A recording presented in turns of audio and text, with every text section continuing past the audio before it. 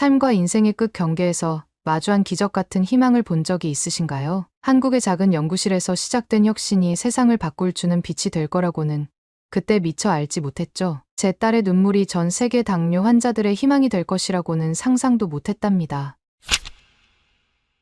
안녕하세요. 저는 하버드 의대 교수 데니스 해나입니다. 1998년 추운 겨울날 할머니가 당뇨 합병증으로 쓰러지셨을 때 저는 겨우 12살이었어요. 데니스, 할머님이 위독하시단다라는 엄마의 말에 병원으로 달려갔지만 할머니의 마지막 모습은 너무나 참혹했답니다. 온몸이 부어오르고 신장이 망가져 투석을 받으시던 할머니께서 제 손을 잡으시며 우리 착한 데니스, 할미가 미안하구나라고 하시던 그 말씀이 제 인생을 바꿔놓았죠. 그날 이후 저는 오직 의학 공부에만 매진했어요. 고교 시절 전교 1등을 놓친 적이 없었고 하버드 의대에 입학해 어린 나이에 박사 학위를 받았죠. 결국 34살이라는 젊은 나이에 하버드 최연소 정교수가 되었지만 그 찬란한 영광도 잠시였을 뿐이었죠. 2023년 12월의 차가운 겨울날 보스턴 매사추세츠 종합병원 6층 소아당뇨 클리닉의 진료실에서 제 인생이 완전히 뒤바뀌고 말았거든요. 창밖으로 하염없이 눈이 내리던 그날 저는 한 명의 의사가 아닌 하나의 엄마로서 그 자리에 앉아 있었답니다. 해나 교수님, 유감스럽게도 에이바의 검사 결과가 좋지 않네요. 제1형 당뇨병입니다. 제 동료이자 소아당뇨 전문의인 마이클 교수의 목소리가 마치 먼 곳에서 들리는 것처럼 희미하게 들려왔어요. 창백한 얼굴로 곁에 앉아있던 에이바가 떨리는 목소리로 물었죠. 엄마, 나 이제 어떻게 되는 거야?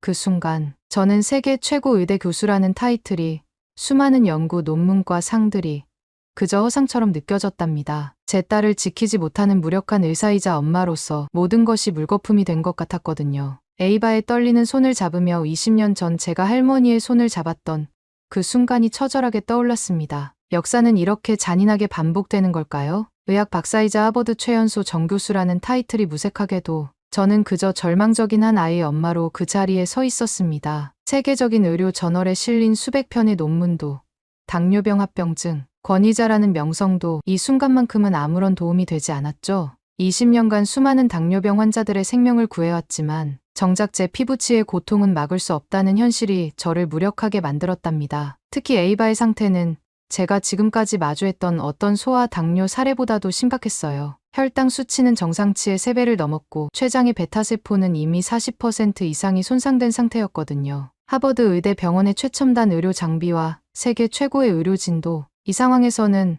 하루 8번의 고통스러운 체열을 피할 수 없다고 했답니다. 불과 한 달 전까지만 해도 발레 수업에서 백조의 호수, 주역을 꿈꾸던 우리 에이바는 이제 매일 아침 손가락에 주사 바늘을 꽂아야만 했어요. 연습실에서 우아하게 춤추던 모습은 온데간데 없이 사라지고 이제는 매일 아침 체열 키트를 챙기는 것이 일상이 되어버렸죠. 그때 문득 20년 전의 악몽 같은 기억이 되살아났습니다. 1998년의 그 차가운 겨울날 보스턴 종합병원 중환자실의 냉랭한 백색 등 아래서 할머니의 손을 잡고 있던 순간이 눈앞에 생생하게 떠올랐어요. 당뇨 합병증으로 신장이 완전히 망가지고 시력을 잃으시고 결국 폐혈증으로 생명을 잃으시던 그날까지도 할머니는 제 손을 꼭 잡고 계셨죠. 할머니, 제가 꼭 의사가 되어서 이 병을 고칠게요. 약속할게요 라고 했던 그 굳은 맹세가 25년이 지난 지금도 가슴을 무겁게 짓누릅니다. 매일 아침 6시를 시작으로 점심 전후, 저녁 식사 전후, 그리고 자기 전까지 하루 8번의 체열은 에이바에게는 물론 지켜보는 저에게도 끔찍한 고문이나 다름없었어요. 엄마, 오늘도 피 뽑아야 해. 손가락이 너무 아파서 연필도 제대로 못 잡겠어. 라고 흐느끼는 에이바의 눈물 어린 호소는 매번 제 심장을 갈기갈기 찢어놓았습니다. 매일 밤 에이바가 잠든 후 그 작은 손가락에 생긴 멍자국들을 바라보며 저는 깊은 생각에 잠겼어요. 이대로는 안 되겠다는 결심이 섰죠. 세계 어딘가에는 분명 체열 없이도 혈당을 측정할 수 있는 방법이 있을 거라 믿었습니다. 그래서 저는 새로운 희망을 찾아 아시아 순회 연구를 결심했답니다. 저는 세계 의료계의 최신 연구 동향을 찾아 나섰습니다. 특히 일본과 중국을 주목한 데는 분명한 이유가 있었죠. 일본의 다이이치 산쿄는 최근 비침습 혈당 측정기 프로토타입 개발에 성공했다는 소문이 있었고 중국의 화웨이는 인공지능을 활용한 새로운 당뇨병 관리 시스템을 개발 중이라는 소식이 들려왔거든요. 특히 일본의 경우 도쿄대학의 의공학팀이 적외선을 이용한 빛의 혈 측정 연구에서 85%의 정확도를 달성했다는 논문을 발표한 직후였어요. 이것이 우리 에이바의 희망이 될 수 있을까?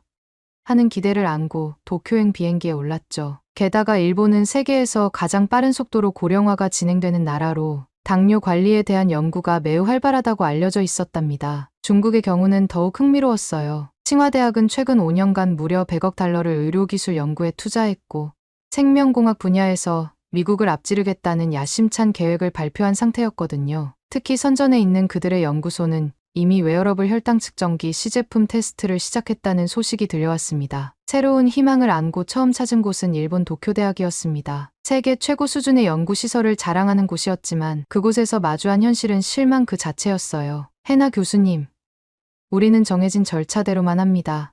새로운 시도는 리스크가 큽니다. 라는 도무라 교수의 형식적인 대답은 마치 관료주의의 벽을 보는 것 같았죠. 연구보다는 서류와 절차가 우선인 그들의 태도의 첫 번째 좌절을 맛보았답니다. 하지만 중국 칭화대에서 목격한 광경은 그보다 더 충격적이었어요. 임상실험이라는 명목하에 자행되는 비윤리적인 실험들, 환자의 고통은 안중에도 없는 차가운 시선들, 더 빠른 결과를 위해서라면 어떤 방법도 괜찮습니다라는 그들의 말에 온몸에 소름이 돋았죠. 심지어 데이터 조작 흔적까지 발견했을 때는 모든 희망이 무너지는 것만 같았습니다. 그러던 어느 날 오후 보스턴에서 에이바의 걱정스러운 전화를 받았어요. 엄마, 나 학교 가기 싫어라는 떨리는 목소리에 가슴이 철렁 내려앉았죠. 오늘도 애들이 날 피 빨아먹는 뱀파이어래. 급식실에서 체열할 때마다 다들 날 이상한 눈으로 쳐다봐라며 흐느끼는 에이바의 목소리는 베이징의 쓸쓸한 호텔 방에서 저를 완전히 무너뜨렸답니다. 매일 반복되는 체열로 인한 따돌림은 에이바의 학교 생활을 악몽으로 만들어버렸어요. 한때 반에서 가장 인기 있던 아이가 이제는 혼자 구석에 앉아 점심을 먹는다는 사실에 어떻게 해줄 수도 없는 제 무력함이 저를 더욱 괴롭게 했습니다. 그런 무력감에 빠져있던 어느 날 밤 베이징 호텔 방에서 최신 연구 논문들을 검토하던 중이었어요. 네이처 커뮤니케이션스 최신호를 읽다가 우연히 발견한 한 논문이 제 시선을 사로잡았죠. 마이크로파 물리학을 이용한 비침습적 당분 측정법이라는 제목의 논문이었는데 한국 서강대학교 이기진 교수의 연구였답니다. 논문을 읽어내려갈수록 제 심장은 점점 빠르게 뛰기 시작했어요. 마이크로파를 이용해 과일의 당도를 측정하는 기술을 인체에 적용한다는 그의 혁신적인 접근법은 그동안 제가 봐온 어떤 연구와도 달랐거든요. 인간의 몸은 90%가 물이고 포도송이와 비슷하다는 그의 기발한 발상은 마치 어둠 속의 한 줄기 빛과도 같았습니다. 즉시 보스턴의 에이바에게 영상통화를 걸었어요. 에이바, 우리 곧 피 안 뽑아도 되는 날이 올 거야. 엄마가 마침내 희망을 찾았어. 라고 외치며 흥분된 목소리로 설명했던 그 순간이 아직도 생생하네요. 한참 만에 처음으로 본 에이바의 환한 미소는 제게 새로운 힘을 주었답니다. 망설일 시간이 없었어요. 다음 날 아침 일찍 호텔 체크아웃을 하고 곧바로 한국행 비행기 티켓을 예약했죠. 이 도전이 단순히 에이바만을 위한 것이 아니라 전 세계 수많은 당뇨병 환자들의 삶을 바꿀 수 있는 기회가 될 거란 확신이 들었거든요. 지금 돌이켜보면 그때의 직감적인 결정이 제 인생의 가장 큰 전환점이 되었다고 자신 있게 말씀드릴 수 있네요. 2024년 1월 서울의 매서운 한파가 기승을 부리던 새벽 5시. 저는 서강대학교 과학관 앞에 서 있었습니다. 차가운 겨울바람이 뺨을 스치는 가운데 네이처 커뮤니케이션스에서 읽었던 이기진 교수님의 혁신적인 논문이 머릿속을 맴돌았죠. 보스턴에서 16시간의 비행 끝에 도착한 첫날, 저는 잠도 안 자고 바로 연구실을 찾아왔답니다. 건물은 어둠에 잠겨 있었지만 3층 물리학과 연구실만큼은 환한 불빛이 새어나오고 있었어요. 심장이 두근거리는 마음으로 문을 열자 예상과는 전혀 다른 광경에 눈이 휘둥그레졌네요. 칭화대의 최첨단 장비들이나 도쿄대의 반짝이는 실험실과는 달리 이곳은 마치 시간이 멈춘 듯한 아날로그적인 분위기였거든요. 연구실 한쪽에서는 백발이 성성한 교수님께서 낡은 수첩에 뭔가를 열심히 적고 계셨고 주변에는 젊은 연구원들이 마이크로파 센서를 조정하며 열띤 토론을 벌이고 있었답니다. 이른 시간임에도 연구에 매진하시는 이유를 여쭤보았더니 교수님은 피곤해 보이는 눈가에 잔잔한 미소를 띠신 채 당뇨병 환자들의 24시간 고통을 언급하시며 연구팀이 편히 쉴 수 없는 이유를 설명해 주셨어요. 그 순간 제 눈시울이 뜨거워졌다는 걸 아직도 생생히 기억합니다. 그러다 문득 시선이 연구실 벽면으로 향했는데 거기에는 뜻밖에도 2NE1이라는 K-팝 그룹의 포스터가 걸려 있었어요. 이질적으로 보이는 포스터의 주인공이 혹시 팬인지 조심스레 여쭤보았더니 옆에 있던 젊은 연구원이 빙그레 웃으며 교수님의 따님이라는 놀라운 사실을 알려주었답니다. 글로벌 스타 CL의 아버지가 이렇게 소박한 연구실에서 그것도 새벽부터 인류의 질병 치료를 위해 연구하고 계신다는 사실에 온몸에 전율이 일어났었습니다. 이런 진정성 있는 연구 환경에서 시작된 한미 공동연구였지만 첫날부터 예상치 못한 것엔 도전에 직면하게 됐죠. 우리가 첫 번째 실험 결과를 발표한 바로 다음 날, 중국 화웨이 측에서는 우리 연구팀의 데이터가 조작되었다는 악의적인 기사를 여러 매체에 배포했어요. 심지어 연구진 중 일부가 비윤리적인 실험을 진행했다는 터무니없는 소문까지 퍼뜨렸답니다. 겉으로는 화려하고 웅장한 연구시설을 자랑하던 그들이 정작 순수한 학문적 성과 앞에서는 이렇게 치졸한 방해 공작을 펼치다니 참으로 아이러니했네요. 일본의 제약회사들도 우리 연구에 날카로운 송곳을 겨누기 시작했어요. 도쿄대와 교토대의 연구진들이 마이크로파 기술의 인체 유해성을 제기하며 안전성 문제를 집중적으로 파고들었거든요. 과학적 근거가 부족한 그들의 주장이었지만 언론의 스포트라이트를 받으면서 우리 연구에 대한 불신이 걷잡을 수 없이 퍼져나갔답니다. 그러던 중 가장 큰 시련이 기다리고 있었네요. 보스턴에서 날아온 한 통의 전화가 제 심장을 멈추게 했으니까요. 에이바의 췌장 기능이 급격히 저하되면서 인슐린 분비가 거의 중단되었다는 소식이었습니다. 설상가상으로 케톤산증이라는 심각한 합병증까지 발생했다고 하더군요. 불안과 초조함이 온몸을 휘감은 채로 저는 밤낮을 잊고 실험 속도를 높이자고 제안드렸답니다. 그때 이 교수님께서 평소와 다름없는 차분한 목소리로 들려주신 말씀이 지금도 귓가에 맴도네요. 우리의 연구가 한 아이만을 위한 것이 아니라 전 세계 수많은 생명과 직결된 일이라는 점을 일깨워 주셨거든요. 한 걸음 한 걸음 신중하게 나아가야 한다는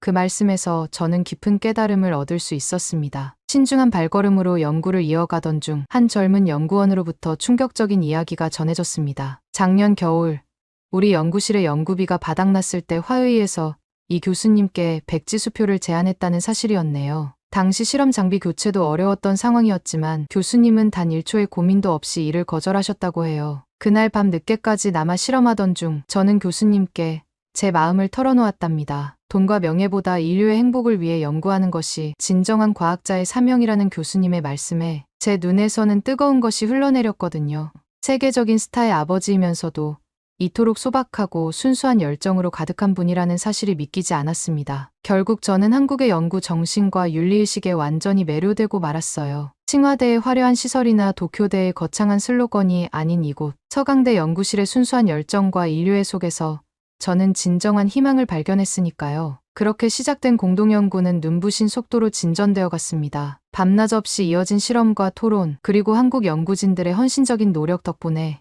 연구는 예상보다 빠르게 진행됐거든요. 마침내 2024년 5월 수개월간의 연구 끝에 FDA 승인을 위한 임상실험 준비에 착수하게 되었답니다. 연구실에는 새로운 희망이 움트고 있었어요. 특히 에이바를 위한 첫 시제품 테스트를 준비하면서 저는 밤잠을 이루지 못할 정도로 설렜네요. 매일 아침 하버드에서 보스턴 어린이병원으로 전송되는 에이바의 혈당 수치, 그래프를 확인하면서 곧 우리 아이가 더 이상 손가락을 찌르지 않아도 될 날이 온다는 생각에 가슴이 벅차올랐거든요. 실험실의 분위기는 그 어느 때보다 긴장감이 감돌았습니다. 젊은 연구원들은 스문의 시간을 세 교대로 나눠가며 마이크로파 센서의 미세 조정에 몰두했고, 이 교수님은 연거푸 사흘 밤을 지새우시며 데이터를 검토하셨어요. 실험실 한켠에는 빈 커피컵들이 산처럼 쌓여갔고 피곤에 지친 얼굴들 속에서도 희망찬 미소가 번져갔죠. FDA 승인이 코앞으로 다가온 것만 같았습니다. 하지만 운명이 우리에게 또 한 번의 시련을 준비하고 있었네요. 5월의 어느 새벽, 최종 정밀 테스트 과정에서 마이크로파 센서의 치명적인 결함이 발견된 거예요. 혈당 측정값의 평균 오차가 무려 15%나 되었는데 이는 FDA 승인 기준인 5%는 물론이고 실제 임상에 적용하기에는 너무나 위험한 수준이었답니다. 그날 저녁, 저는 떨리는 손으로 에이바에게 전화를 걸어야 했어요. 시제품 테스트가 지연될 거라는 말을 꺼내자 수화기 너머로 긴 침묵이 이어졌죠. 알겠어요, 엄마.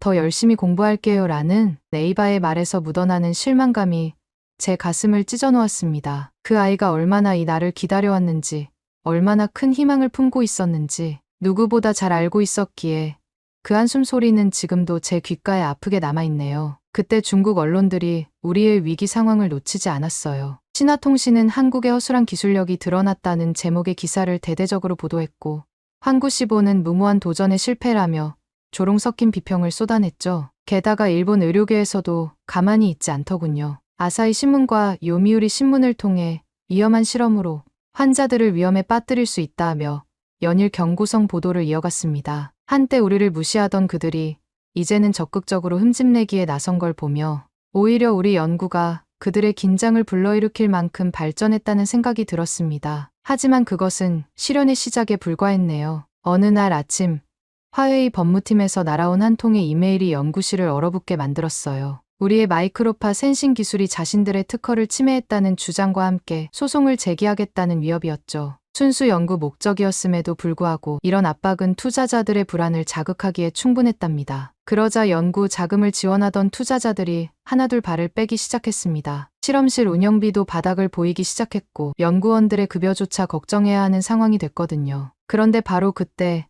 보스턴에서 날아온 전화 한 통이 제 다리를 휘청이게 만들었어요. 에이바가 갑자기 의식을 잃고 보스턴 어린이병원 응급실에 실려갔다는 소식이었습니다. 누적된 스트레스로 인해 혈당이 700mg/dl까지 치솟으면서 심각한 케토산증이 발생했다고 하더군요. 담당인은 한시가 급하다며 제게 즉시 귀국을 권했습니다. 전화를 받은 순간 저는 그 자리에서 다리에 힘이 풀려 연구실 바닥에 주저앉고 말았어요. 엄마가 꼭 치료법을 찾아준다고 약속했는데 라는 중얼거림과 함께 뜨거운 눈물이 볼을 타고 흘러내렸답니다. 제 어깨가 들썩이며 흐느낌이 연구실을 채우던 그때였어요. 깊은 한숨에 잠긴 저를 물끄러미 지켜보시던 이 교수님께서 책상 서랍에서 낡은 노트 하나를 꺼내 내밀어 주셨네요. 겉표지가 너덜너덜해진 그 노트는 무려 20년간 빼곡히 적어오신 실험 기록이었는데 특히 1998년 포도당 측정 실험 페이지에서 지금과 똑같은 15% 오차율 문제를 해결했던 방법이 상세히 기록되어 있었습니다. 눈물로 흐릿해진 시야로 그 페이지를 읽어내려가는 제게 교수님은 담담하지만 힘있는 목소리로 말씀하셨죠. 실패는 성공의 어머니입니다. 우리가 지금 겪는 실패가 새로운 혁신의 씨앗이 될 거예요. 에이바를 위해 그리고 전 세계의 모든 당뇨 환자들을 위해 우리가 해내야만 합니다. 그 순간 절망에 빠져있던 연구실 전체가 새로운 희망의 빛으로 물들어가는 것을 느낄 수 있었답니다. 그 순간부터 연구실은 완전히 다른 곳으로 변했습니다. 연구원들은 자발적으로 3교대 근무를 팀별 합숙 근무로 바꾸었고 누구 하나 집에 가겠다는 말을 꺼내지 않았어요. 좁은 연구실 한켠에 간이 침대를 놓고 2시간씩 돌아가며 눈을 붙이는 것이 전부였죠. 맡긴 일을 컵라면으로 해결하면서도 연구원들의 눈빛만큼은 그 어느 때보다 빛나고 있었답니다. 밤이 깊어질수록 연구실은 더욱 뜨거워졌어요. 이 교수님의 연구 노트를 바탕으로 마이크로파 주파수를 미세 조정하고 센서의 감도를 개선하는 작업이 끊임없이 이어졌습니다. 한 연구원이 쓰러질 듯하면 다른 연구원이 받쳐주고 누군가 포기할 듯하면 서로를 다독이며 앞으로 나아갔죠. 마침내 72시간이 지난 새벽 믿기 힘든 결과가 모니터에 나타났습니다. 오차율이 3%대로 떨어진 거예요. 발표되는 순간 연구실은 환호성으로 가득 찼지만 그 누구도 자신의 공을 내세우지 않았답니다. 대신 연구원들은 이제 에이바가 덜 아프겠네요. 얼른 좋은 소식을 전해주세요라며 따뜻한 미소를 지어주었어요. 그 순간 저는 왜 한국이 이토록 빠른 성장을 이룰 수 있었는지 깨달았습니다. 화려한 시설이나 거대한 자본이 아닌 인류애로 가득한 순수한 열정이야말로 진정한 과학 기술의 원동력이었던 거예요. 에이바의 쾌유를 빌며 불철주야 연구에 매진한 그들의 모습에서 저는 과학자로서의 진정한 사명이 무엇인지를 배웠답니다. 2024년 6월의 어느 아침 보스턴 어린이병원 임상실험실은 특별한 긴장감에 휩싸여 있었어요. 첫 공식 임상실험 대상자로 선정된 에이바가 하얀 병원 가운을 입은 채 침대에 누워 있었는데 평소 장난기 가득했던 얼굴이 이날만큼은 무척 진지해 보였답니다. 미국 당뇨병 협회의 주요 연구진들이 참관을 요청했고 보스턴 지역의 당뇨병 환자 자조모임 회원들도 병원 로비에서 이 순간을 기다리고 있었네요. 특히 소아당뇨병 환자를 둔 부모들의 관심이 뜨거웠는데 매일 8번씩 아이들의 손가락을 찌르는 고통을 겪어온 그들에게 이날의 실험은 그야말로 기적과도 같은 희망이었거든요. 온라인 당뇨병 환자 커뮤니티에서는 실시간으로 응원 메시지가 올라오기 시작했어요. 우리 딸도 이제 친구들처럼 마음껏 뛰어놀 수 있을까요? 더 이상 밤마다 체열 때문에 울지 않아도 될까요? 절박한 희망이 담긴 글들이 끊임없이 이어졌답니다. 엄마, 나 때문에 이렇게 많은 사람들이 도움을 받을 수 있는 거예요. 라고 묻는 에이바의 목소리는 살짝 떨리고 있었어요. 설렘과 걱정이 교차하는 그 아이의 눈빛을 보며 저는 무언가 큰 변화가 시작되고 있음을 직감할 수 있었죠. 이 교수님이 하얀 장갑을 끼시고 마이크로파 센서를 조심스럽게 꺼내시던 그 순간 병실의 모든 시간이 멈춘 것만 같았어요. 20년간의 연구, 수많은 실패와 좌절, 그리고 마지막 72시간의 사투가 이 작은 기계 속에 고스란히 담겨 있었거든요. 교수님의 손끝이 미세하게 떨리는 것을 저만 알아챘답니다. 에이바의 팔에 센서를 부착하는 순간 병실은 마치 진공 상태처럼 조용해졌어요. 시계 초침 소리만이 가득한 공간에서 저는 제 심장 소리가 너무 크게 들릴까봐 숨조차 제대로 쉬지 못했죠. 3분이라는 시간, 단 180초가 마치 180년처럼 느껴졌습니다. 모니터의 숫자들이 하나둘 변하기 시작했어요. 이 교수님의 굳은 표정이 조금씩 풀어지더니 마지막 수치가 확정되는 순간 그분의 눈가가 붉어지는 걸 볼 수 있었답니다. 기존 체열 방식과의 오차가 불과 0.1%. 수치를 확인한 간호사가 감격의 눈물을 흘리기 시작했고 당뇨병 협회 연구진들은 서로를 부둥켜 안았네요. 그 순간 에이바가 제 손을 꼭 잡으며 속삭였어요. 엄마, 우리가 해냈어요. 이제 아무도 아프지 않아도 되는 거죠. 그 말에 저는 결국 참았던 눈물을 터뜨리고 말았답니다. 딸아이를 꼭 아는 채 저는 이 순간이 단순한 의학적 성과가 아닌 수많은 고통받는 이들에게 전하는 희망의 메시지라는 걸 깨달았거든요. 엄마, 우리가 해냈어요. 이제 아무도 아프지 않아도 되는 거죠. 라는 에이바의 말을 시작으로 그날의 성공 소식은 SNS를 통해 순식간에 퍼져나갔어요. 특히 소아당뇨병 환자 부모 커뮤니티의 반응은 뜨거웠답니다. 수많은 부모들이 자신의 아이가 드디어 친구들과 같은 학교 생활을 할 수 있게 되었다며 기뻐했고 더 이상 새벽마다 울면서 손가락을 찌르지 않아도 된다는 안도의 목소리가 이어졌네요. 미국 전역의 당뇨병 환자 자조 모임에서도 축하와 감사의 메시지가 쏟아졌습니다. 주요 의료기기 업체들의 관심도 뜨거웠어요. 연구실로 협력 제안서가 속속 도착했지만 이 교수님은 기술의 완성도를 더 높이는 것이 우선이라며 차분히 대응하셨죠. 하지만 여전히 우리를 방해하려는 시도도 있었답니다. 중국의 한 업체가 유사한 제품을 서둘러 출시하려 했고 일본 의료계에서는 장기 안전성 검증이 필요하다며 의문을 제기했어요. 그런데 이런 견제가 오히려 우리 기술의 우수성을 입증하는 계기가 되었네요. 미국 식품의약국이 우리 기술의 안정성을 공식 인정했고 이는 다른 나라들의 승인으로 이어졌습니다. 특히 이 교수님께서 이 기술의 혜택이 모든 환자들에게 공평하게 돌아가야 한다며 저렴한 가격 정책을 고수하신 것이 많은 이들의 마음을 움직였죠. 가장 기뻤던 건 전국의 어린이 병원에서 온 감사 편지들이었어요. 더 이상 체열 때문에 울지 않아도 된다는 아이들의 그림 편지를 볼 때마다 우리가 정말 의미 있는 일을 했다는 것을 가슴 깊이 느낄 수 있었답니다. 전국의 어린이 병원에서 온 감사 편지들을 읽으며 이 교수님의 눈가가 촉촉해지던 그 순간을 잊을 수가 없어요. 더구나 세계적 과학 저널 네이처가 이 교수님의 연구를 7월호 표지 논문으로 선정했다는 소식은 우리 모두에게 큰 감동을 안겨주었답니다. 마이크로파 물리학을 이용한 비침습적 당분 측정법의 혁신이라는 제목의 표지에는 20년간의 연구 과정과 그 성과가 상세히 담겨 있었죠. 특히 논문 말미에 실린 인류 모두의 건강한 삶을 위하여라는 이 교수님의 헌사는 전 세계 과학자들의 마음을 울렸다고 해요. 하지만 제게 가장 큰 기쁨은 따로 있었네요. 매일 아침 에이바가 더 이상 손가락을 찌르지 않아도 된다는 것, 그리고 우리의 연구가 수많은 당뇨 환자들에게 새로운 희망이 되었다는 사실이었습니다. 지금도 가끔 그날의 기억들이 선명하게 떠오르곤 해요. 첫 실험이 끝난 후 에이바가 저를 꼭 안아주던 순간의 따스함, 이 교수님이 조용히 미소 지으시며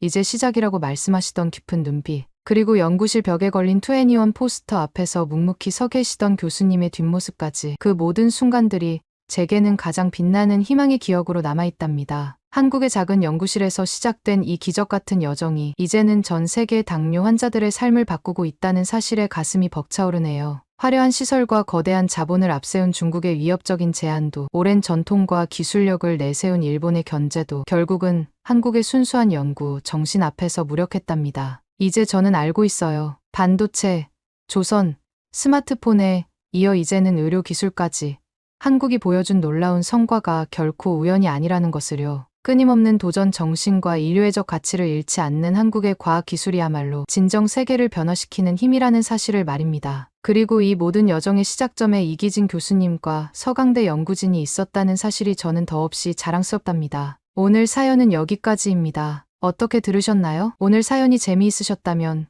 구독 버튼 한 번만 눌러주세요. 저는 더 좋은 사연으로 찾아뵐게요. 감동도서관이었습니다. 감사합니다. 최근 치러진 2025학년도 수능 영어 문제를 보고 혀를 내두른 잉글랜드 프리미어리그 출신의 FC 서울 미드필더 제시 링가드. 이걸 푼다고요? 당황해한 원어민도 풀지 못한 수능? 영어 문제를 완벽하게 풀어낸 한국의 금융맨이 있습니다. 하버드 MBA 출신의 천재 뱅커가 영국, 금융계 여성 임원의 마음을 사로잡은 실력자의 이야기를 지금 시작합니다. 영어 실력은 물론 AI 기술과 인문학적 소양까지 갖춘 그의 반전 매력 속으로 들어가 보겠습니다. 안녕하세요. 저는 골드만삭스 런던 지사의 릴리 데이입니다. 2024년의 어느 봄날 런던의 스카이라인이 보이는 제 사무실에서 특별한 이야기를 들려드릴까 해요. 창밖으로 흩날리는 벚꽃이 런던의 화창한 봄하늘을 수놓고 있네요. 문득 2년 전 하버드 MBA 시절이 필름처럼 스쳐 지나가는데 그때의 기억이 마치 어제처럼 선명하답니다. 영국 외교관인 아버지의 영향으로 옥스포드대 경제학과를 차석으로 졸업하고 발레리나의 꿈도 접었던 제가 하버드 MBA에서 인생의 터닝포인트를 맞이하게 될 줄은 꿈에도 몰랐죠. 베이커 도서관에서의 재무관리 스터디 그룹 첫 모임이 있던 날이었어요. 봄학기가 시작된 지 얼마 안 된 3월 말, 하버드의 상징적인 베이커 도서관 앞은 활짝 핀 벚꽃으로 가득했답니다. 교수님께서 MBA 1년차들의 실력을 고려해 특별히 짜주신 스터디 그룹이었는데 전 세계 각국의 금융계 엘리트들이 모인 자리였어요. 저는 골드만삭스 런던 오피스에 추천을 받아온 케이스였고 다들 자신의 화려한 경력을 소개하고 있었죠. 첫 번째로 자신을 소개한 리지우리는 최신 프라다 슈트를 깔끔하게 차려입고 베이징대 수석 입학이었고 제 부친은 중국 상무부 차관입니다라며 거만한 미소를 지었어요. 중국 국영은행 근무 경력을 강조하며 어깨를 과시하듯 만지작거리는 모습이 지금도 생생하네요. 그런데 그때였어요. 조용히 앉아있던 동양인 남성이 차례가 되자 일어났습니다. 서울대 장학생 출신이고 군 복무 후 맥킨지 인턴을 했습니다라고 담담하게 말하는 순간 그의 깊이 있는 눈빛에서 범상치 않은 무언가가 느껴졌답니다. 하버드 전체 장학생이 3%도 안 된다는 걸 알기에 그의 실력이 얼마나 대단할지 직감적으로 알 수 있었죠. 교수님은 첫 스터디 그룹 미팅 직후 우리를 재무관리 수업의 한 조로 배정하셨어요. 8주 동안 헤지펀드 투자 전략을 연구하고 발표하는 과제였죠. 리지우린이 중국 국영은행의 막대한 자금력을 활용한 공격적인 전략을 강조하는 동안 지훈이 조용히 손을 들었던 순간이 아직도 생생해요. 그날 지훈이 보여준 프레젠테이션은 정말 특별했답니다. AI 알고리즘으로 시장의 미시적 변동을 실시간 분석하고 ESG 요소를 결합한 새로운 헤지펀드 전략이었거든요. 발표가 시작되자 강의실은 완전히 숨죽였어요. 지훈이 직접 개발한 AI 모델을 시연하며 기존 헤지펀드들이 놓치고 있던 새로운 관점을 제시하는 모습에 모두가 매료되었죠. 교수님께서도 30년 강의 인생에서 이런 혁신적인 접근은 처음이라며 감탄하시더군요. 한 달 후 월스트리트 저널에서 이 전략을 다룬 기사를 보고 우리 모두 놀랐답니다. 그 후 야간 스터디 그룹의 분위기는 완전히 달라졌어요. 도서관 한쪽에서 지훈이 준비해온 김밥을 나눠 먹으며 한국의 스터디 문화에 대해 이야기하던 밤이 특히 기억에 남네요. 한국에서는 문제를 먼저 직관적으로 이해한 뒤 철저한 분석을 통해 검증하는 방식을 선호한다는 지훈의 설명에 모두가 고개를 끄덕였죠. 물론 리지우린만 제외하고요. 학기 말 성적 발표 날 게시판 앞에 모여있던 학생들 사이로 술렁임이 퍼졌어요. 지훈이 전 과목 A+를 받은 거예요. 옥스포드에서도 보지 못한 완벽한 성적이었죠. 제가 옥스포드 수석도 놀란 실력이라고 말하자 지훈은 수줍게 웃으며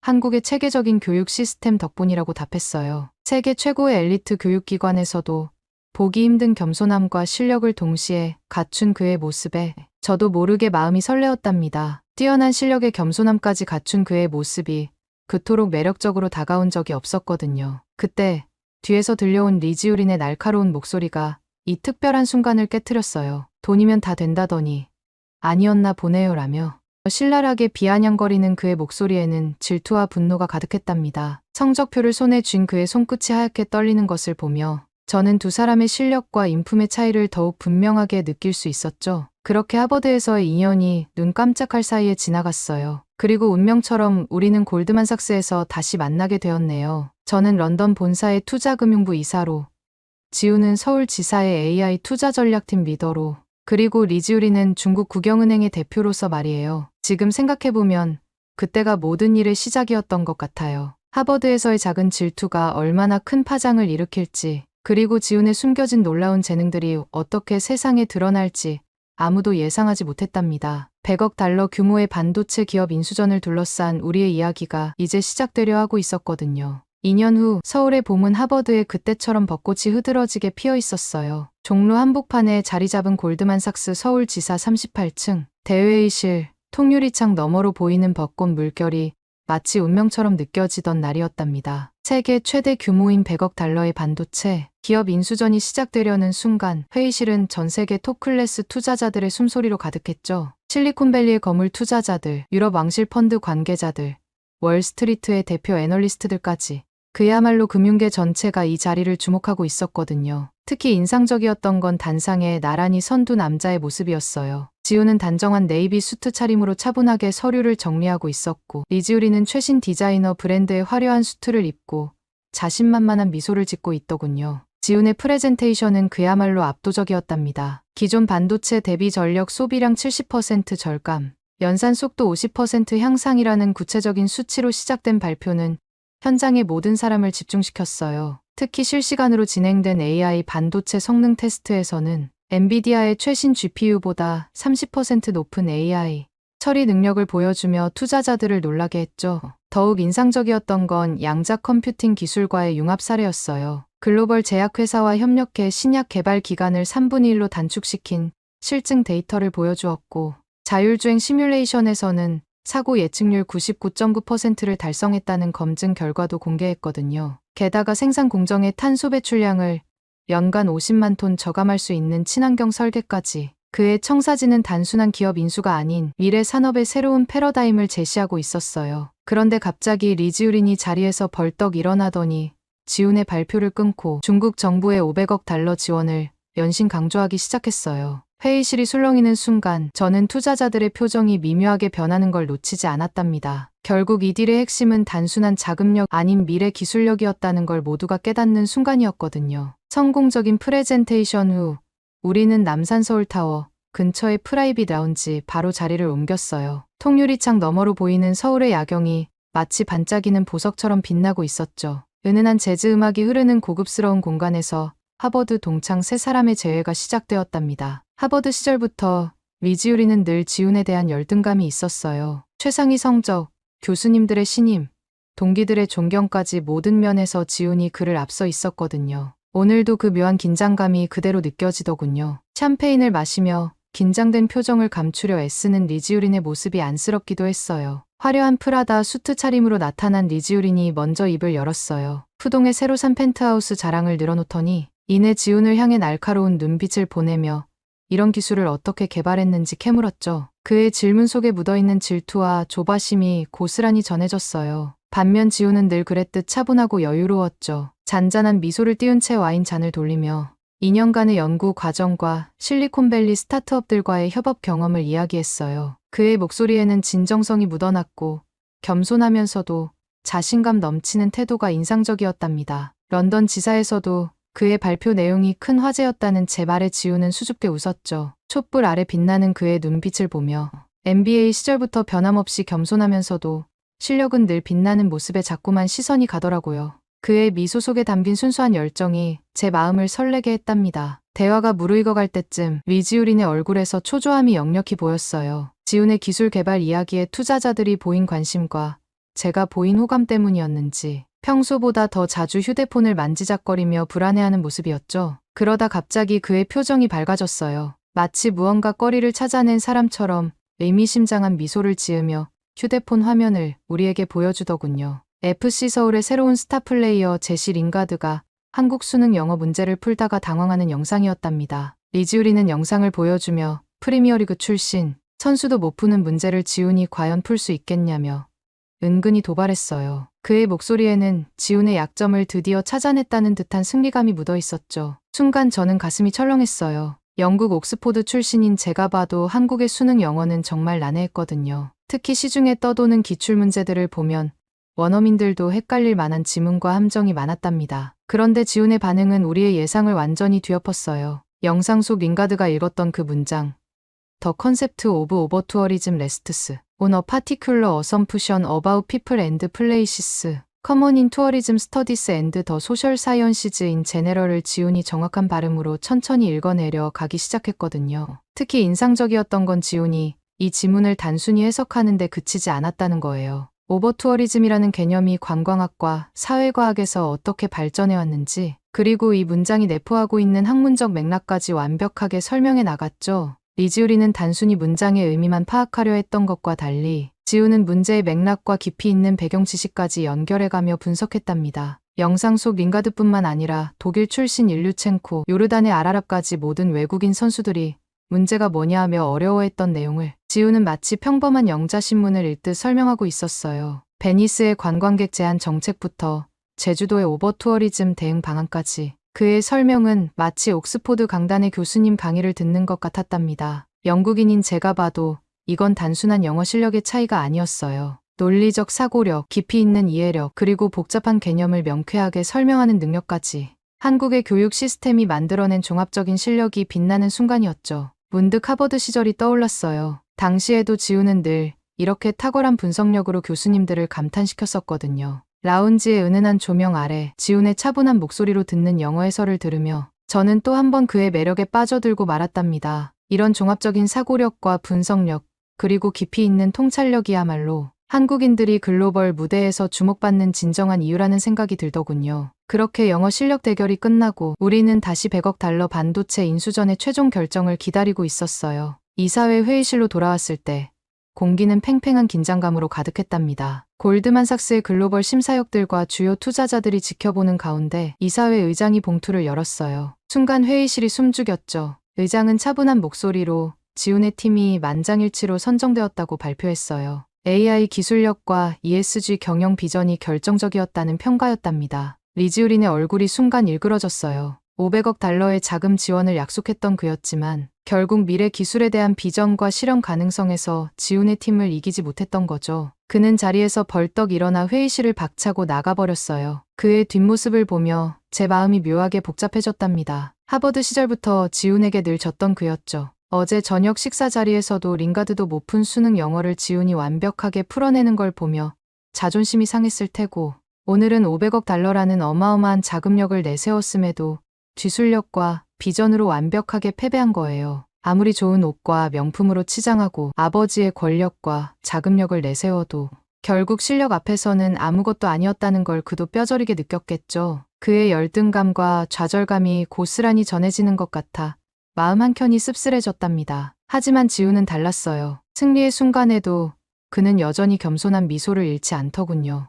오히려 연구진들과 협력 기업들에 대한 감사 인사를 잊지 않았고 앞으로의 협력 가능성에 대해서도 이야기했답니다. 탁월한 실력과 겸손한 인품 그리고 타인을 배려하는 따뜻한 마음까지 이 모든 것이 한 사람 안에 공존할 수 있다는 게 놀라웠어요. 그날 저는 깨달았답니다. 진정한 승리는 단순히 경쟁에서 이기는 게 아니라 그 과정에서 보여주는 품격에 있다는 거요. 지훈이 보여준 실력과 인품에 좋아하는 제 마음을 더욱 설레게 했답니다. 대형 계약이 성공적으로 체결된 후 저는 용기를 내어 지훈에게 주말 일정을 물어봤어요. 일요일에 시간이 있는지 조심스레 물어보자 지훈은 잠시 망설이는 듯하더니 솔직하게 이야기를 해주더군요. 매주 일요일 아침마다 서울 외곽의 한 고아원에서 아이들과 축구를 한다는 거였어요. 외국인이 오면 아이들이 굉장히 좋아할 것 같다며 수줍게 웃으며 건넨 그의 제안에 제 심장이 또 한 번 쿵했답니다. 그렇게 일요일 아침 우리는 고아원을 찾았어요. 그곳에서 저는 전혀 다른 지훈의 모습을 보게 되었죠. 평소에 완벽한 수트 차림 대신 편안한 나이키 트레이닝복을 입은 채 아이들과 신나게 축구를 하고 있는 모습이었거든요.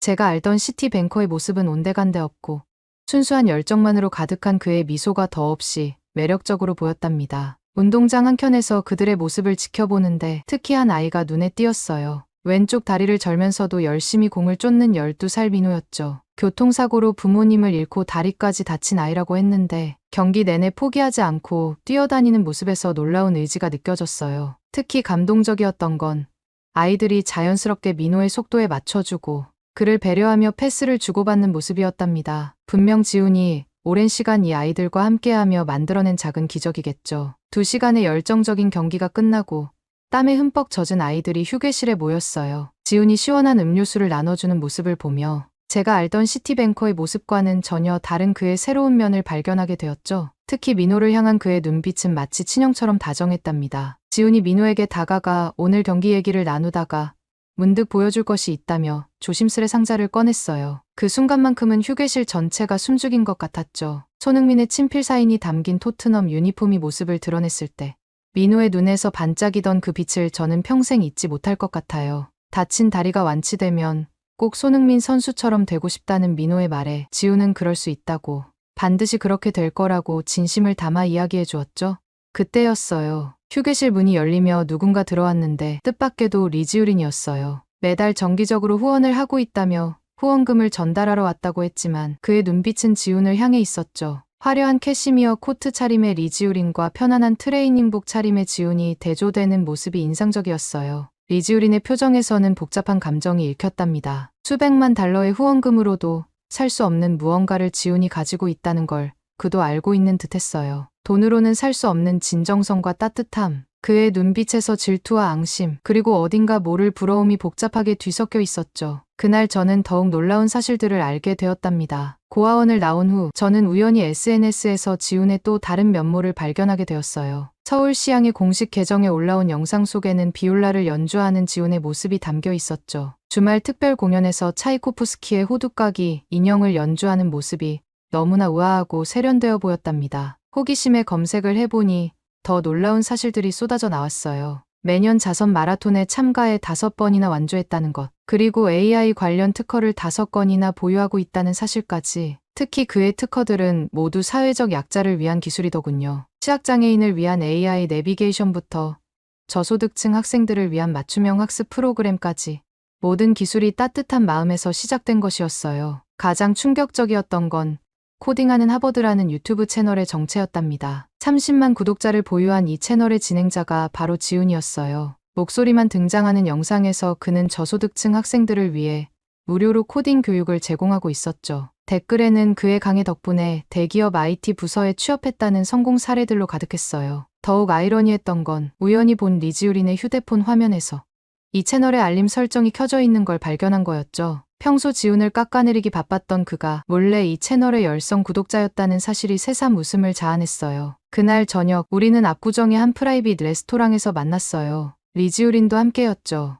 와인을 마시며 이야기를 나누는데 제가 영국에 있을 때를 떠올렸답니다. 옥스포드 동기들은 대부분 한 분야만 파고들었거든요. 투자은행 출신이라면 금융만, 음악가라면 음악만 하는 시기였죠. 하지만 지훈은 달랐어요. 주중에는 탁월한 금융맨으로, 주말에는 비올라 연주자로, 새벽에는 코딩 강사로, 게다가 자선 마라톤까지 완주하고 AI 특허도 보유하고 있다니 영국인의 시각에서는 도저히 이해할 수 없는 다재다능함이었답니다. 용기를 내어 물었어요. 어떻게 이 모든 일을 해낼 수 있는지, 그리고 왜 이런 놀라운 재능들을 모두에게 숨겼는지 말이에요. 리지우린도 평소의 거만한 태도는 잠시 내려놓은 채 호기심 어린 눈빛으로 지훈을 바라보더군요. 특히 인상 깊었던 건 이런 다재다능함이 한국 교육의 특징이라는 점이었어요. 어린 시절부터 여러 분야를 균형 있게 공부하고 다양한 활동을 장려하는 문화까지 영국의 전문화된 교육과는 완전히 다른 접근이었죠. 그래서일까요? 한국의 젊은 인재들은 늘 새로운 영역에 도전하고 여러 분야를 넘나들며 시너지를 만들어내더라고요. 훈의 대답은 여전히 제 가슴을 울립니다. 평소처럼 겸손하게 미소 지으며 자신의 재능으로 할 수 있는 일을 하는 것뿐이라고 말하더군요. 진정한 나눔은 조용히 해야 한다면서 SNS에 인증샷을 올리거나 홍보하지 않는 이유도 그래서라고 했어요. 그 순간 리지우린의 와인잔이 요란하게 테이블 위로 쏟아졌어요. 이미 많이 취해 있던 그가 갑자기 목소리를 높이기 시작했죠. 자신은 매년 수십억을 기부하는데 동네 축구교실이나 하고 무료 강의나 하는 게 무슨 대단한 일이냐며 비아냥거렸어요. 레스토랑의 고요한 분위기가 순식간에 얼어붙었답니다. 하지만 지훈의 반응은 달랐어요. 오히려 리지우린의 기부가 많은 사람들에게 도움이 된다며 진심으로 고맙다고 말하더군요. 그리고 이제 그만 마시는 게 좋겠다며 자신이 직접 집까지 데려다 주겠다고 했죠. 리지우린의 눈에서 순간 당황스러움이 스쳐 지나가는 게 보였어요. 그 순간 저는 깨달았답니다. 하버드 시절부터 보여준 그의 겸손함은 결코 가식이 아니었다는 거요. 오히려 그의 진정성은 이런 순간에 더욱 빛을 발했죠. 탁월한 실력과 따뜻한 인품을 겸비한 사람, 바로 제가 그토록 찾아 헤매던 사람이라는 확신이 들었어요. 지훈이 리지우린을 부축해 레스토랑을 나서려는 그때였어요. 평소라면 울리지 않았을 제 휴대폰에 비상 알림이 울렸습니다. 아시아 주식시장이 열리기 직전의 긴박한 순간, 골드만삭스의 AI 거래 시스템이 수상한 패턴을 감지했다는 거예요. 특히 우리가 인수하려는 반도체 기업의 주식에서 대규모 매수세가 감지됐다는 경고였죠. 주말 저녁이었지만 월요일 아시아 시장 개장을 앞두고 이런 이상 신호가 포착된 건 분명 심상치 않은 일이었어요. 더구나 지난주 우리가 성사시킨 100억 달러 규모의 인수 계약과 관련된 거래라니 순간 등줄기가 서늘해졌답니다. 리지우린의 흐린 눈빛이 순간 날카롭게 변하는 것을 본 것 같았지만 어쩌면 제 착각이었을지도 모르겠네요. 그때만 해도 저는 몰랐죠. 이 단순한 경고 하나가 우리를 얼마나 충격적인 상황으로 이끌게 될지는. 월요일 아침 8시 골드만삭스 서울지사의 트레이딩룸은 심상치 않은 긴장감으로 가득했어요. 평소 같으면 여유롭게 모닝커피를 마시며 시작할 시간이지만 이날만큼은 달랐답니다. 주말 저녁에 포착된 AI 시스템의 경고가 현실이 되어 나타난 거예요. 특히 우리가 인수하려던 반도체 기업의 주가가 장 시작 전부터 심상치 않은 움직임을 보이고 있었어요. 아시아장이 열리기 직전 홍콩과 상하이 거래소의 사전거래 동향이 심각한 수준이었죠. 모든 트레이더들의 눈이 대형 스크린의 빨간 숫자들을 좇고 있었답니다. 그런데 그때였어요. 갑자기 울리기 시작한 지훈의 AI 시스템 경고음이 트레이딩룸을 가득 채웠죠. 대형 스크린에 붉은색 경고창이 번쩍이더니 충격적인 거래 내역들이 실시간으로 흘러나오기 시작했답니다. 처음엔 홍콩의 작은 투자회사를 통한 수상한 매수 주문이었어요. 그런데 AI가 이 거래를 추적하자 마치 도미노처럼 숨겨진 증거들이 쏟아져 나왔죠. 상하이의 페이퍼 컴퍼니, 마카오의 위장 계좌, 싱가포르의 가짜 외국인 투자자까지 모든 흔적이 하나로 연결되며 거대한 주가 조작의 그림이 완성되어 갔어요. 거래 흔적들을 추적할수록 우리의 의심은 점점 커져갔어요. 단순한 실수나 우연으로 보기에는 너무나 정교한 범죄였죠. 지훈과 저는 밤을 새워가며 AI가 포착한 데이터를 분석했답니다. 처음에는 홍콩의 스타라이트 인베스트먼트라는 작은 투자회사였어요. 이 회사가 매일 장 마감 10분 전에 정확히 10만 주씩 매수 주문을 넣었다는 게 수상했죠. 이 회사를 파고들수록 더 큰 그림이 보이기 시작했어요. 상하이의 라이징 선 캐피탈, 마카오의 골든 브릿지 펀드, 싱가포르의 피닉스 인베스트먼트 모두 같은 패턴으로 움직이고 있었죠. 그리고 이 회사들의 등기부등본을 조사하던 중 충격적인 사실을 발견했어요. 모든 회사의 이사진 중에는 리지우린의 하버드 동창들이 포함되어 있었답니다. 즉시 최고 보안 등급의 내부 조사팀이 꾸려졌어요. 20명의 애널리스트들이 24시간 교대로 투자 보고서를 분석하기 시작했죠. 지난 6개월간의 보고서에서 드러난 숫자들은 충격적이었어요. 분기별 실적이 평균 37% 부풀려져 있었고 부채 비율은 45% 축소 보고되어 있었죠. 특히 R&D 투자 금액이 실제보다 8천만 달러나 과대 계상되어 있었답니다. 케이맨 제도의 블루 오션 트러스트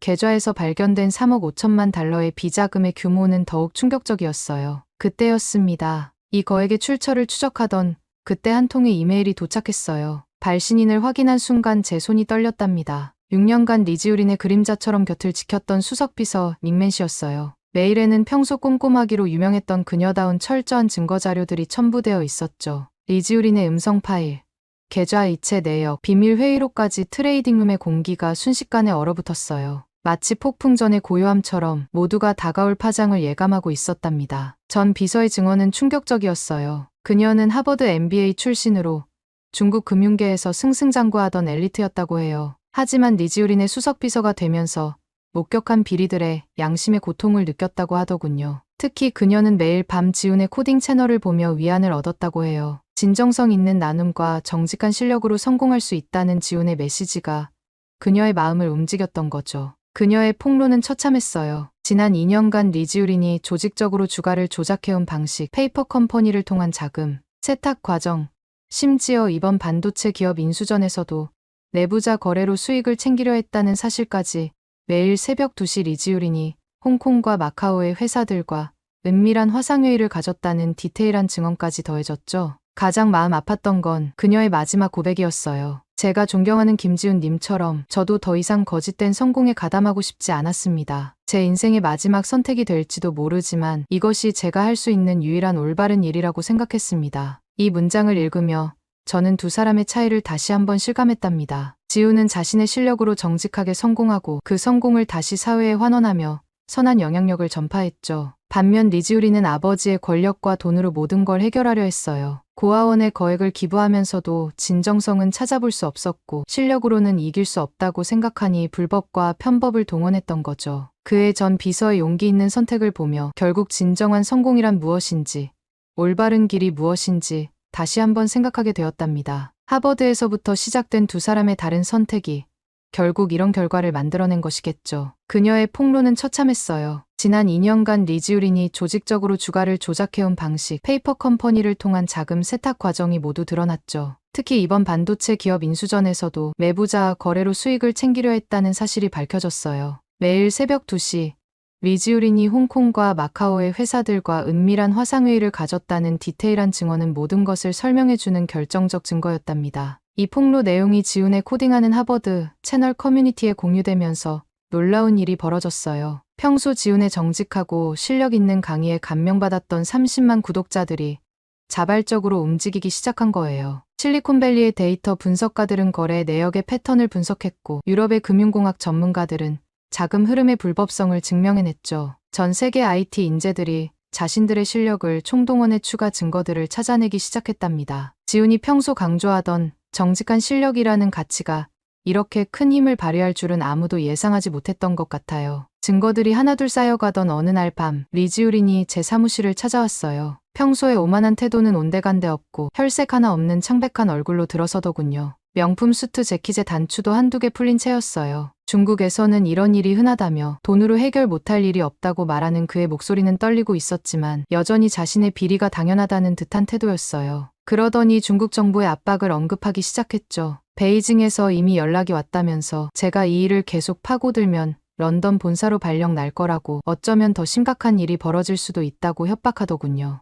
그때였어요. 마치 운명의 순간처럼 지훈이 조용히 문을 열고 들어왔답니다. 언제나처럼 차분한 표정이었지만 그의 눈빛만은 단단한 의지로 빛나고 있었죠. 우리가 모두 하버드에서 배운 건 실력과 정직으로 성공하는 법이었다고 지훈이 조용히 말했어요. 그의 목소리에는 오랜 친구를 걱정하는 따뜻함이 묻어났어요. 리지우린이 그동안 아버지의 권력으로 모든 걸 해결하려 했지만 이제는 달라졌다고, 전 세계 개발자들이 지켜보고 있다고 얘기했죠. 리지우린의 눈빛이 흔들렸어요. 잠시 침묵하더니 중국에서 사업하는 게 어떤 건지 우리는 모른다고, 뒷돈 없이는 아무것도 할 수 없다고 말하더군요. 그의 목소리에는 분노보다 깊은 체념이 묻어 있었어요. 그때 지훈이 한 발짝 다가서며 리지우린의 어깨를 잡았죠. 그래서 더 특별해질 수 있다고, 실력으로 승부하는 새로운 세대의 중국 기업인이 될 수 있다고, 그럴 능력이 있다는 걸 자신이 안다고 말해주었어요. 지훈의 말에 리지우린은 마치 오래된 가면이 벗겨지듯 모든 것을 내려놓는 표정을 지었어요. 아무 말도 못한 채 사무실을 나가는 그의 뒷모습에서 저는 하버드 시절 도서관에서 밤늦게까지 공부하던 순수한 청년의 모습을 떠올렸답니다. 지훈은 늘 이랬어요. 상대를 물리치려 하기보다 함께 더 나은 방향으로 나아가는 법을 제시하는 그의 이런 모습에 저는 또 한 번 마음을 빼앗기고 말았답니다. 진실이 완전히 밝혀진 날, 서울 프레스센터 소회의실은 무거운 침묵에 휩싸였어요. 금융감독원의 특별조사 결과 발표와 함께 국내 주요 경제지 기자들이 자리를 가득 메웠죠. 리지우린이 단상에 올랐을 때 저는 그의 달라진 모습에 마음이 아팠어요. 평소에 화려한 수트 대신 검은색 정장 차림에 그는 한없이 지쳐 보였죠. 떨리는 목소리로 모든 혐의를 인정하는 모습을 보며 하버드 도서관에서 함께 공부하던 날들이 스쳐 지나갔어요. 기자들의 질문이 이어졌죠. 자금 규모가 얼마입니까? 공범이 있습니까? 왜 이런 선택을 하게 되었습니까? 리지우린은 단상 위에서 마이크를 양손으로 꽉 쥔 채 묵묵히 질문을 견디고 있었어요. 한마디도 답하지 못한 채 점점 더 창백해져 가는 그의 얼굴을 보며 제 마음도 무거워졌죠. 그때였어요. 조용히 자리에서 일어난 지훈이가 앞으로 걸어나가 기자들을 향해 말했답니다. 우리 모두 실수할 수 있습니다. 하지만 그 실수를 인정하고 바로잡으려는 용기가 더 중요하죠. 리지우린 씨의 새로운 시작을 응원하고 싶습니다. 지훈이의 말이 끝나자 리지우린의 굳어있던 표정이 순간 무너져 내렸어요. 꼿꼿이 버티고 있던 어깨가 처음으로 떨리기 시작했고 단단히 쥐고 있던 마이크를 내려놓았죠. 저는 그의 옆모습에서 하버드 시절 도서관에서 밤늦게까지 공부하던 25살의 청년을 보는 것 같았어요. 고개를 숙인 채 입술을 깨무는 모습이 안쓰러웠죠. 그의 눈가에 맺힌 눈물은 이제 더 이상 감출 수 없는 감정처럼 보였어요. 하지만 그 눈물 속에는 후회만이 아닌 오랜 친구의 따뜻한 위로에 대한 감사함도 묻어있는 듯했답니다. 날카롭게 던져지던 질문들이 잦아드는 동안 저는 리지우린의 작은 떨림 하나하나를 지켜보고 있었어요. 기자회견이 끝난 후 지훈이와 저는 회사 근처 평범한 카페로 자리를 옮겼어요. 강남역 뒷골목의 작은 카페였죠. 저녁이 되어 직장인들이 하나 둘 떠난 카페는 조용했고 창밖으로는 가로등 불빛이 하나 둘 켜지기 시작했어요. 테이블 위에는 아메리카노 2잔의 김이 모락모락 피어올랐죠. 한동안 우리는 말없이 커피만 바라보고 있었어요. 오늘 기자회견장에서 있었던 일이 마치 영화의 한 장면처럼 계속 머릿속을 맴돌았거든요. 저는 먼저 입을 열어 리지우린이 저렇게 무너질 줄은 몰랐다고 말했어요. 지훈이는 창밖을 바라보며 깊은 한숨을 내쉬었죠. 리지우린이 정말 대단한 사람이었다고. 베이징대 수석 입학이 그걸 증명한다고 했어요. 다만 스스로를 너무 몰아세웠던 것 같다며 안타까워했죠. 지훈이의 목소리에는 오랜 친구를 걱정하는 마음이 가득했어요. 하버드 시절 처음 만났을 때를 회상하며 베이커 도서관에서 리지우린이 중국 금융시장 분석을 발표했던 날을 떠올렸어요. 교수님들이 얼마나 감탄했었는지도 이야기했죠. 커피 잔을 천천히 돌리며 이야기를 이어가는 지훈이를 보며 저는 그때 깨달았답니다. 진정한 승리란 단순히 경쟁에서 이기는 게 아니라 친구까지도 이해하고 포용할 수 있는 마음의 크기에 있다는 것을요. 일주일 후 홍콩에서 한 통의 편지가 왔어요. 푸른색 잉크로 꽉 채워진 10장의 편지지에는 리지우린의 마음이 고스란히 담겨 있었죠. 하버드 시절부터 자신을 괴롭혔던 열등감, 아버지의 그늘에서 벗어나고 싶었던 절박한 마음, 그리고 지훈이에 대한 뒤틀린 질투를 고백했어요. 특히 마지막 장에는 지훈이의 진정성 있는 태도에 깊은 감동을 받았다는 내용과 함께 눈물 자국 같은 얼룩이 선명히 남아있더군요. 오늘도 서울 오피스 창가에 기대어 서서 봄하늘을 바라봅니다. 파란 하늘 아래로 벚꽃이 흩날리는 모습이 마치 그날의 눈물처럼 아름답네요. 지훈이는 여전히 매주 일요일이면 고아원을 찾고 밤에는 코딩 강의를 올리며 전 세계 청년들에게 희망과 용기를 전하고 있어요. 다음 달이면 저와 지훈이의 결혼식이에요. 영국 옥스포드 출신인 제가 한국 남자와 결혼한다고 했을 때 런던의 부모님은 의아해하셨죠. 하지만 저는 알고 있었어요. 세계 최고의 교육기관에서도 보기 힘든 겸손함과 실력을 겸비한 사람, 화려한 스펙 뒤에 숨기고 있는 따뜻한 마음, 그리고 무엇보다 정직과 실력으로 세상을 바꾸려는 진정성까지, 이런 매력을 가진 사람은 한국에서만 만날 수 있다는 거요. 이제는 제가 왜 지훈이를 선택했는지 모두가 이해하시겠죠. 하버드, 골드만삭스, 최첨단 AI 기술까지 화려한 이력 속에서도 초심을 잃지 않고 매주 고아원을 찾는 따뜻한 마음. 그가 가진 겸손함과 실력이 좋아야말로 오늘날 세계를 이끄는 한국의 저력이 아닐까요? 이것이 제가 들려드리고 싶었던 이야기의 끝이에요. 하지만 우리의 진짜 이야기, 아니 어쩌면 한국이 세계에 보여줄 진정한 가치의 이야기는 이제 막 시작되었답니다. 오늘 사연은 여기까지입니다. 어떻게 들으셨나요? 오늘 사연이 재미있으셨다면 구독 버튼 한 번만 눌러주세요. 저는 더 좋은 사연으로 찾아뵐게요. 감동도서관이었습니다. 감사합니다.